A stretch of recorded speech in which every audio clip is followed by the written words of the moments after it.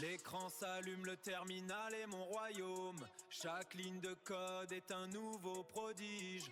On déverrouille les systèmes, c'est notre devise. Dans le cyberespace, on prend le contrôle. Nous sommes invirables. La connaissance et le pouvoir, c'est notre rôle. Nous sommes invirables. Dans le cyberespace, on prend le contrôle. On prend le contrôle.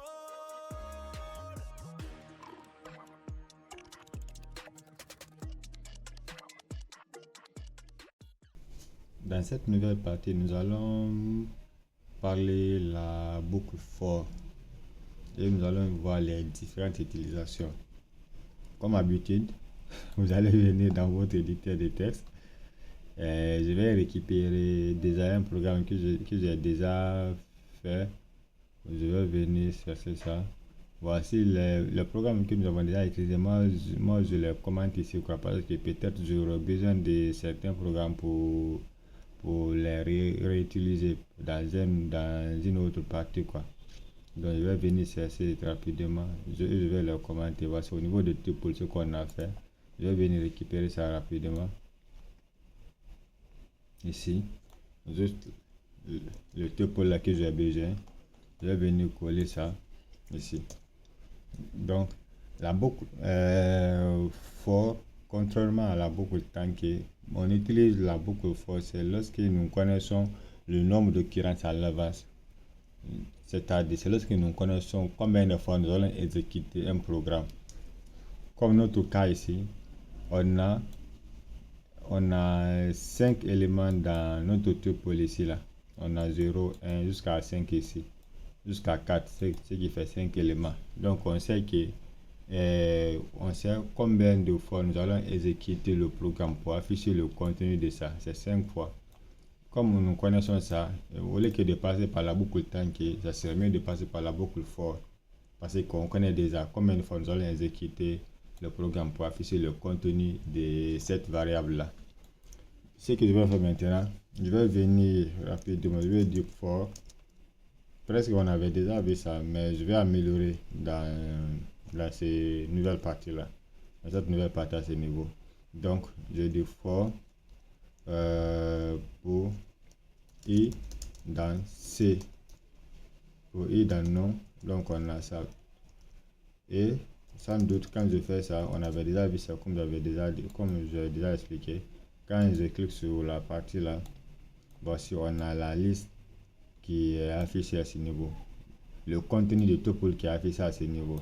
Si je veux maintenant afficher chaque personne par le numéro, par exemple, le premier élément de tuple c'est Kita, deuxième élément c'est CDB, ainsi de suite. Pour le faire, il va falloir que je vienne maintenant initier un compteur ici, que je vais appeler ctuple, qui est égal à 0 pour le premier départ. Et je viens dans la boucle, je dis je fais l'incrémentation, plus 1 ici. Pour faire l'incrémentation, je vais venir maintenant donner l'affichage. Je vais dire le premier élément de la liste, ou bien le premier élément de la liste est, voilà, c'est bon. le premier élément de la liste, non, ça c'est pas, parce que moi j'aimerais que j'affiche directement le numéro, au lieu que ça soit le premier élément. Je vais dire l'élément numéro temps est, je dis élément numéro, je donne maintenant le numéro, mais je fais la conversion, vous savez ça déjà. Je fais la conversion, l'élément numéro 1 de la liste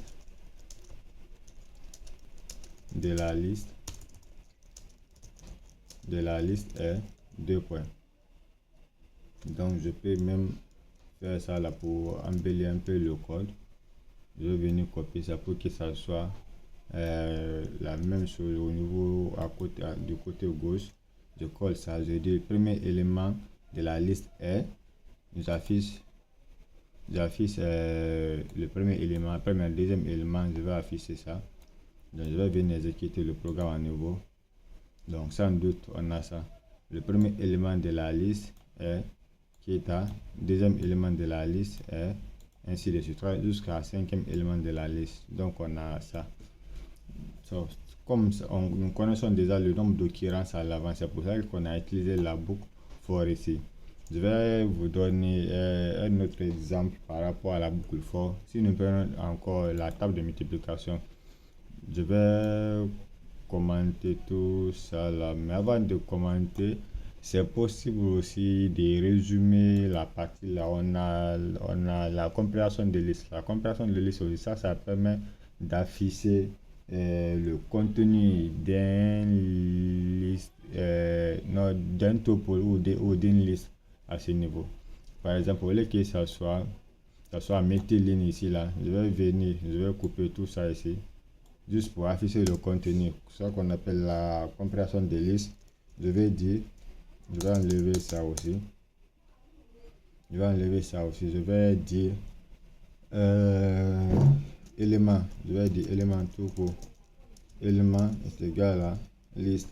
Donc je vais dire for par exemple a int non. Donc comme j'ai utilisé a int non, cela veut dire que c'est a que je vais mettre à ce niveau. Cela veut dire que a là, ça c'est comme notre indice de parcours de ce que je viens d'effacer au niveau de i.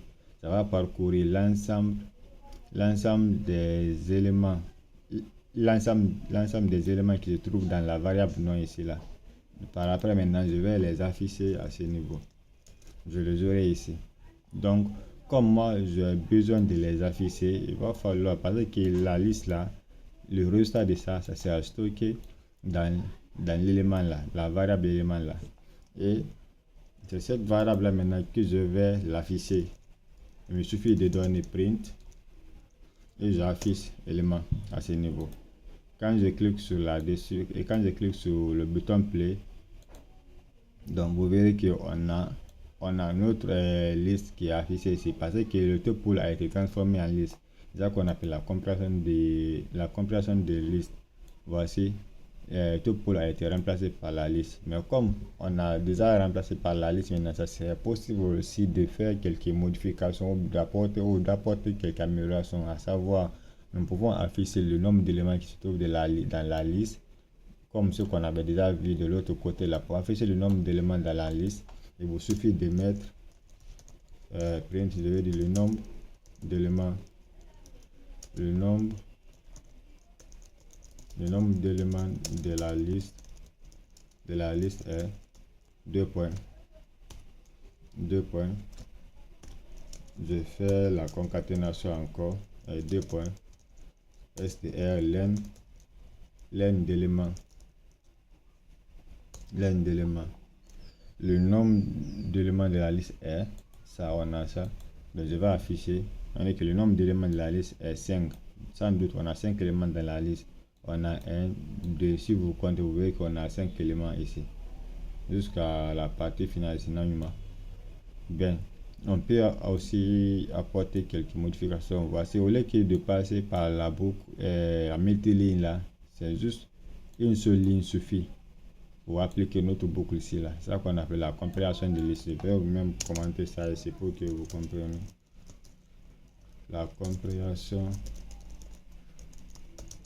de liste à ce niveau. Donc on a ça. Et je vais donner un autre exemple. Comme je dis que la boucle for est utilisée, c'est lorsque nous connaissons le nombre d'occurrences à l'avance. On va prendre une table de multiplication. Parce qu'une table de multiplication, on connaît, c'est de 1 à 10. Donc je vais venir enlever tout ça là. Je n'aurai pas besoin de ça. Soit je commente ou j'enlève tout. Non, je vais commenter. Je vais commenter tout ça. Et je vais venir maintenant exécuter le programme pour voir si je n'ai rien cassé pour le moment. Donc je n'ai rien cassé, tout est commenté. Donc pour afficher la table de multiplication, je vais prendre 5 comme ou 8. 8 c'est mon numéro préféré. Donc je vais dire 8 maintenant, ça sera comme la multiplication. Je vais dire table tout court égale à 5. Je vais faire la boucle for on the for et in range. Range veut dire dans l'ensemble. Et dans range là, ça prend l'ensemble de la valeur de n à n-1. Qu'est-ce que je vais dire par là? Je vais dire que si nous voulons afficher, comme la table de multiplication c'est de 1 à 10, si nous voulons que 10 soit affiché, il va falloir que nous commençons de 1 à 11. Donc cela veut dire que la première valeur est inclue, la dernière valeur est exclue. Si nous faisons ça, ça va compter de 1 jusqu'à 10 parce que 11 est exclu dedans et 1 est inclus. Donc on est OK à ce niveau. Je vais prendre ça pour afficher. Je vais dire print maintenant pour afficher. Je vais faire la conversion. La table c'est 5 fois. Je prends fois ici là pour la multiplication. Et aussi je prends 5 fois. Je prends i, notre indice de parcours. Je fais la conversion de ça aussi. Et le résultat, maintenant, je vais donner ça ici, égal à, et je vais faire la concaténation, je vais faire la conversion des tables fois i, ici là, tout court. Donc, avec cette ligne-là, deux lignes-là, ça permet de faire notre affaire ici. Juste ce que je vais ajouter, je vais juste ajouter la multiplication par tel nombre. La table ou bien la multiplication par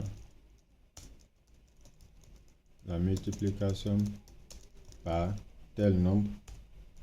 Donc je vais donner la table ici tout court. Donc je vais afficher le résultat de ça. Donc sans doute, si vous remarquez, vous verrez qu'on a le résultat. On dit que la multiplication par 5, on a 5 fois 1, 5 fois 2 jusqu'à 5 fois 10, 50 à ce niveau.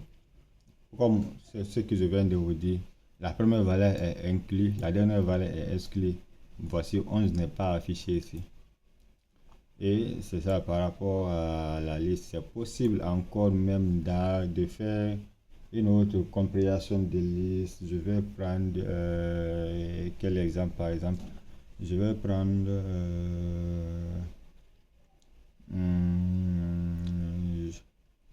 je prends un autre exemple. Je vais mettre ça dans la partie là. Je prends un autre exemple rapidement. Qu'est-ce que je vais prendre ça là? Quel exemple? Je vais prendre je prends une phrase comme ça là. Je vais dire word. Ce que je vais faire, je vais prendre une phrase. Dans cette phrase là, je vais mélanger comment je peux dire?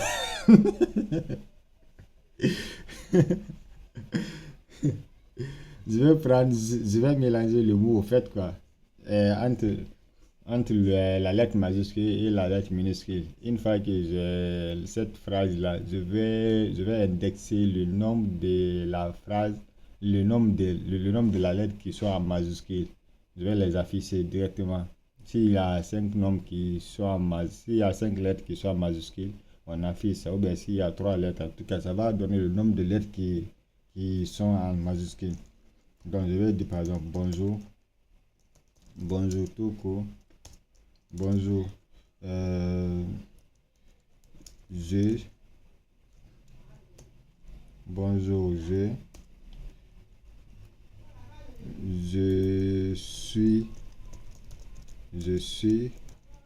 suis ravi de vous tout court. Donc avec ça on va passer par la compréhension de liste à ce niveau pour afficher le nombre le nombre de lettres qui sont en majuscule. Mais avant de faire ça, je vais vous faire une petite démonstration ici là. Vous affichez le nombre qui sont en majuscule et vous souvenez, on a une fonction qui est isOper, ça c'est une fonction qui retourne si le résultat est vrai ou faux. IsOper, cela veut dire que la phrase est en majuscule, la lettre est en majuscule. Islower, cela veut dire que cela veut dire que cela veut dire que la lettre est en minuscule à ce niveau. Je vais dire, par exemple, je vais prendre une variable que je vais appeler A. Je donne un exemple. Je vais dire que print, je vais afficher rapidement C is lower. Voici, c'est déjà ici par défaut. Cela veut dire qu'il est lower. Si c'est en minuscule à ce niveau-là, ça va donner true. Si c'est en minuscule, ça va donner faux. Si c'est en majuscule, je vais cliquer ici. Donc cela veut dire false. Et C n'est pas la variable C n'est pas en minuscule. Et au cas où je remplace ça là par 2 minuscules et que je clique, vous verrez que c'est true. Et si je veux maintenant afficher la fonction isOper, cela veut dire que la fonction est en majuscule. Si c'est ça, je vais exécuter le programme, c'est false. La variable C n'est pas minuscule ici là. Et si je remplace ça là par 2 majuscules et je clique sur cette partie là, voici on a true à ce niveau. Donc ça c'est entre parenthèses une explication. Je vais enlever. Après avoir enlevé maintenant, je vais faire la comparaison des listes sur ça. Je vais dire comme majuscule égal à, je vais passer par la comparaison des listes. Je vais dire 1 pour i dans Word. Pour i dans Word, si i est majuscule. Si i est majuscule, ça c'est la comparaison de liste. On prend 1 si i est majuscule à ce niveau. Cela veut dire que l'indice de parcours c'est i. Il va parcourir l'ensemble de cette phrase là, mais par lettre. Ça va vérifier B et on vient au niveau de la condition ici. Si i, comme notre premier parcours, i égale à B, il vérifie i est majuscule. Si c'est vrai, on prend 1 ici. Après, il passe au niveau de O. On sait que SO est majuscule, non. Donc on ne va pas prendre ici là. Donc on continue jusqu'à la fin. Par fini maintenant, on va se retrouver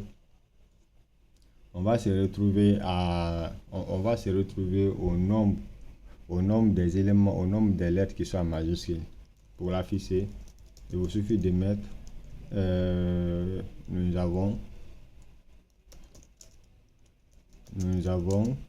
tel nombre. Je fais la concaténation, je fais la conversion, je prends len.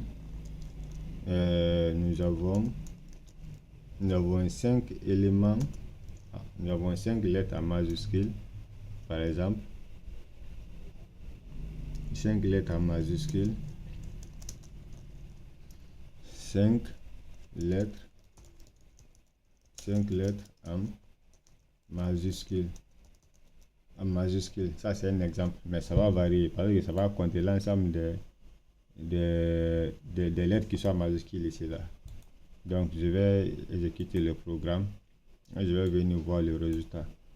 Voici que nous avons 6 lettres en majuscule, et si vous comptez, on va vérifier.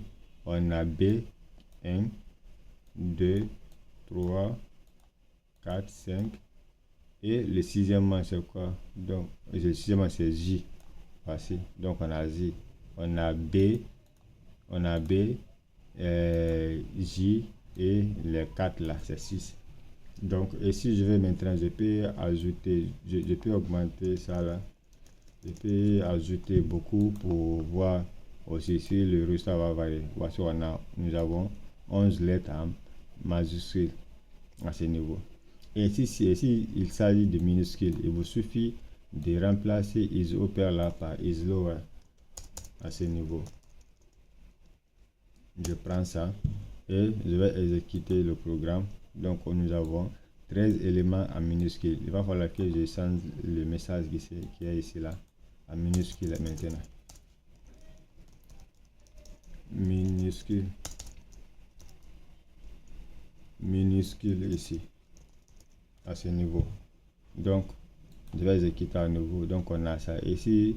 J'enlève ça là tout court, ou bien j'enlève tout ça et je vais exécuter à nouveau. Donc on a ça, cette lettre en minuscule. Donc c'est ça un peu concernant la boucle for. On a travaillé avec la compréhension de listes et nous avons travaillé aussi, j'ai déjà enlevé ça et nous avons travaillé aussi avec cette boucle, avec la table de multiplication, parce que nous connaissons le nombre d'occurrences, et aussi on a travaillé avec le topo que nous avions déjà fait ça de l'autre côté dans une autre vidéo, puis on a affiché les éléments. Donc c'est ça un peu concernant la boucle for. Pour une dernière fois, on utilise la boucle for, c'est lorsque nous connaissons le nombre d'occurrences à l'avance. C'est lorsque nous connaissons le nombre d'occurrences à l'avance. Allez, ciao. Le bitume c'est notre empire, on vise toujours plus haut. On charbonne sans répit pour le pactole et le magot. La street a ses codes, on les maîtrise par cœur. Déterminé, on avance avec force et ferveur. Face aux obstacles, on ne recule devant rien. Nous sommes invirables, c'est notre destin, notre chemin. On est invirables.